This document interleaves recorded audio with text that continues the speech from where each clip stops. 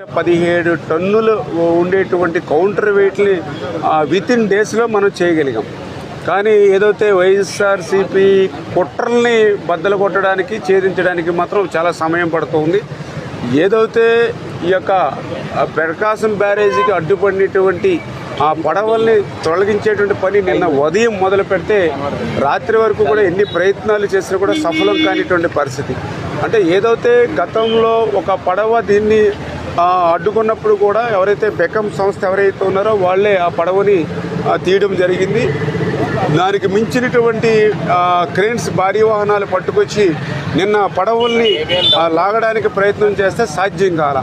ఏంటనేది చూస్తే ఏదైతే 3 బోట్స్ కూడా ఒకదానికొకటి లింక్ అయి ఉన్నాయని, అంటే మనం ఒక బోటుని లాగడానికి ప్రయత్నం చేస్తే దానికి మళ్ళీ వెనకాల ఒక 2 బోట్స్ని దాని కిందకి లాగుతున్నాయి. అంటే 3 బోట్లు అంటే దగ్గర 3.5